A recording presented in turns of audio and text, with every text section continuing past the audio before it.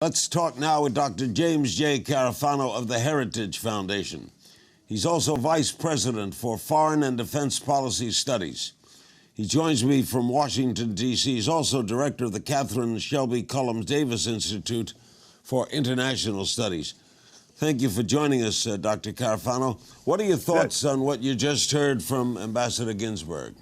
Yeah, so one of the things you left off my resume was that I was in the Army for 25 years before I went into the think tank world. And so I want to swing back to one comment, which is, well, where are the Arabs? You know, why couldn't the Europeans clean up their own mess? And the reality is none of those countries really have the capacity, and in the case of the Arab countries, even the knowledge and wherewithal on how to project power very much beyond their own borders. So look, nobody does anything in terms of power projection in the Middle East without the United States. I mean, the notion that Libya could have been done at all without even after the U.S. stopped flying bombing missions, if the U.S. hadn't been there, the British and the French couldn't have cleaned up. I mean, without our air control and refueling. So nothing happens without us.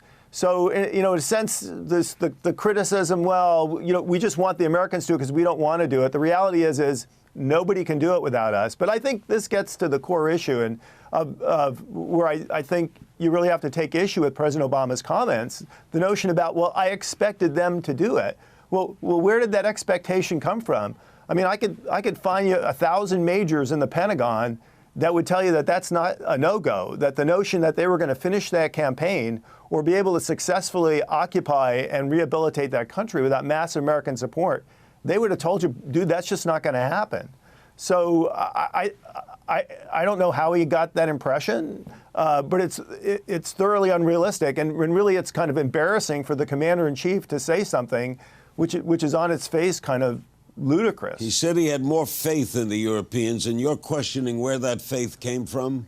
You know, faith is not a plan, and hope is not a plan. I mean, any military planner could tell. You know, we've just had this discussion. You know, the Arabs even came up and they said, well, we want to send troops into Syria. Well, that's a laughable joke. They're not going to send troops into Syria or Iraq unless the United States helps them do it. I mean, somebody's got to provide the logistics. Somebody's got to provide the command and control. Somebody's got to provide the airspace control. Somebody's got to provide the air cover.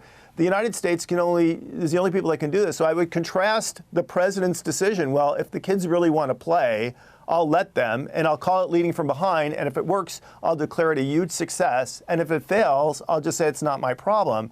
So contrast that leadership with President Eisenhower in the Suez Canal, where the British and the French and the Israelis says, dude, we're going to go in and we're going to seize the Suez Canal.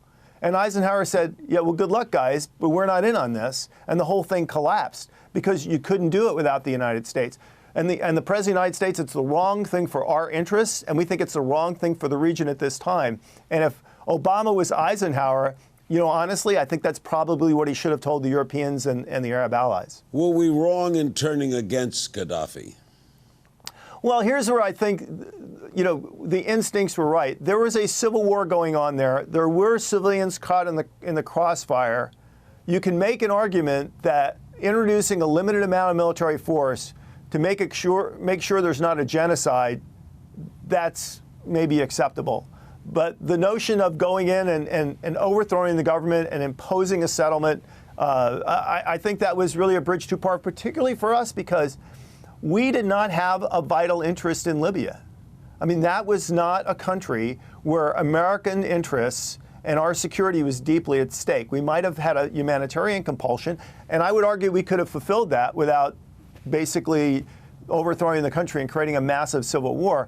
But we didn't have an interest. And so the great irony is now we do have a vital interest, because what President Obama did accomplish by this really a foolish policy of just assuming everybody else was going to solve the fight that he started was, if you think of all the groups you can think of, whether it's Boko Haram or Al-Qaeda in the Islamic Maghreb or any of these, all these groups were disparate, they were on the ropes, they had no power, they had no influence whatsoever, and Libya really opened up the can of worms for transnational terrorist groups to metastasize all across North Africa.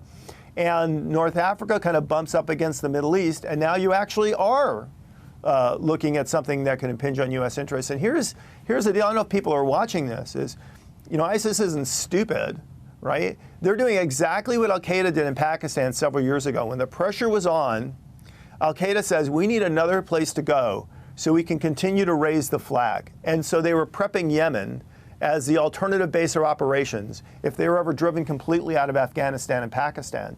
ISIS is doing the same thing in Libya. We already have a lot of foreign fighters coming from Libya into the fight in Syria and Iraq. What ISIS is doing now is, God forbid, the black flag comes down on the caliphate in Iraq, we will move the flag to Libya. And so they're actually building up their base in Libya so the ISIS fight can live on.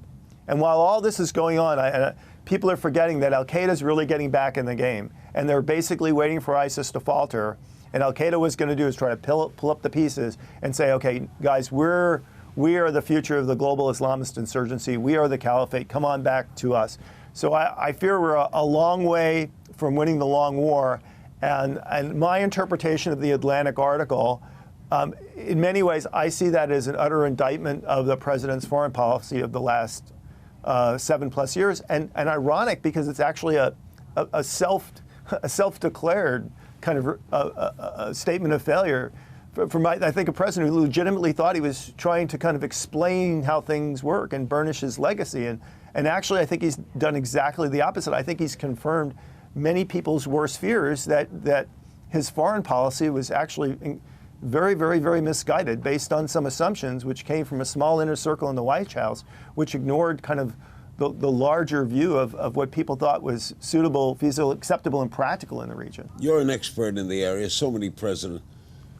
Do you see any light at the end of the tunnel in the Middle East? Well, yeah, I do. First of all, I do think that there is potentially a fire break, a core of potential U.S. allies in that part of the world that could be stabilized and supported and would do the right things and in a sense, and work for policies which would bring some stability to the region. I believe Tunisia still has a future. I think Morocco can be a country. I think Egypt still has a potential of a future. I think Israel is still a good ally for the United States. I think Jordan is. I haven't given up the ghost on Iraq. So I do think that in a positive way, the United States can build a string of bilateral alliances which can help bring some stability to the region. I do agree with the ambassador.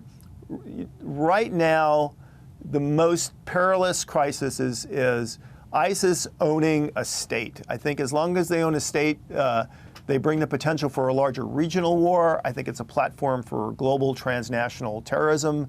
I think it's a brand that groups worldwide are glomming onto. They are building networks globally that have really enabled the global Islamist insurgency.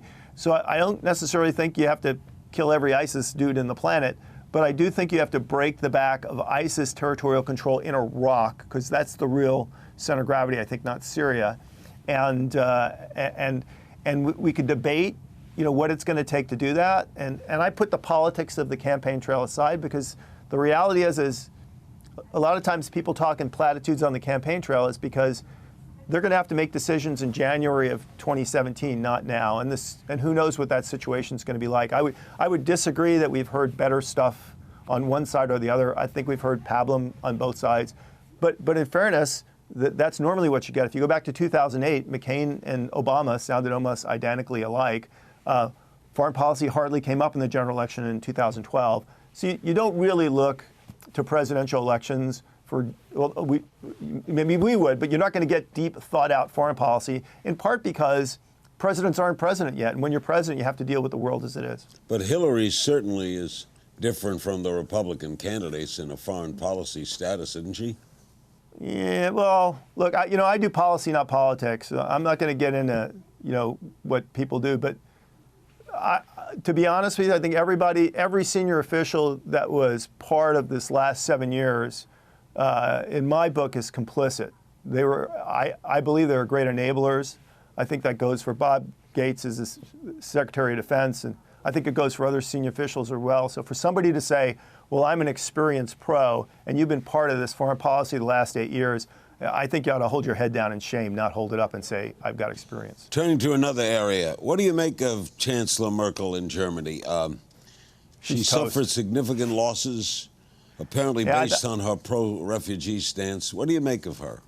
I think she's toast. I think it'll be very hard for her to sustain a general election, and unless somehow magically they're able to significantly get this refugee issue under control in the months ahead, which would be very difficult, not impossible, but difficult. So things might calm down. But I think this is going to be a very turbulent year for Europe between Brexit, the cold peace in the Ukraine, the turmoil caused by the refugees, the ISIS networks that are spread throughout Western Europe, which are going to likely come back and do more terrorist attack. So this is going to be a real roller coaster. So not just, I think, for Merkel, but I think for any established politician, riding the roller coaster this year and coming out looking good at the other end is just going to be a really, really tough thing.